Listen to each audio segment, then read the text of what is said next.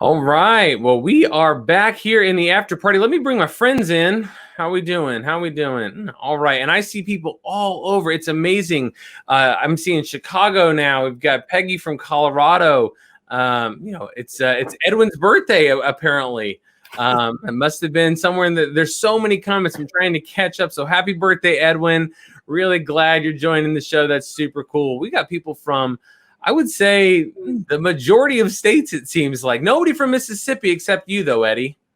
No Mississippians that I see, but I bet they're going to start joining and typing in that hello. Yeah, absolutely. Wow, absolutely. we have got a big crowd today, guys.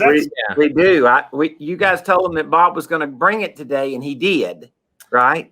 That's true. Well, there you go. Bob, Alabama.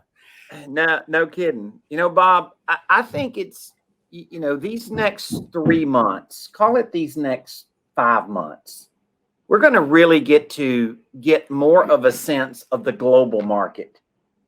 To this point, the residential market has been pretty much a shortage of listings, a FOMO, fear of missing out, people buying properties.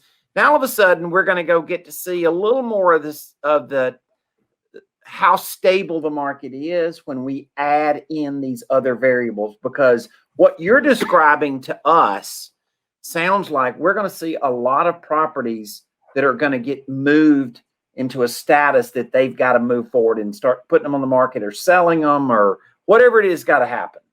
Yeah, I think that's a great point. I think it's going to be similar in some regards to the last cycle, to where it will be market centric. There'll be certain markets that can outgrow this, right? Whether it be just based on the economy getting back and, will certain markets that maybe didn't spike as much, let's take Pittsburgh, right? 50 out of 50, all right, last place, but it was still up 8%. Yeah. Well, when you're flat like that, which historically, except it hasn't been that way in the last few months here in Dallas, but historically Dallas has been pretty flat. We weathered the whole 08, 09 cycle as far as property values here in Dallas pretty well. But Vegas, Seattle, Phoenix, all those that were just on fire, well, all of a sudden, when you get that based on an economy that is centric to hospitality and tourism, that could be something like you're going to see some real action in those type markets. That's a great point. So I think you're going to see that. We're going to keep around that.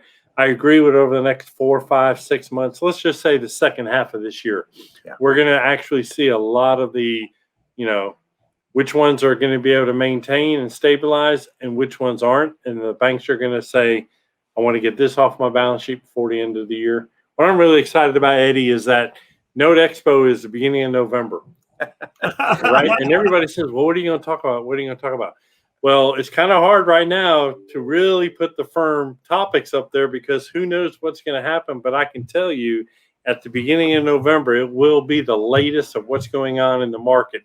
And there will be some major players there to tell you what they have taken advantage of in the second half of 2021 and what they're looking forward to in 2022. We spent some time with some of those folks last week at a mastermind and just kind of talking through what they envision coming down the pike. And there were some very interesting, forecasts.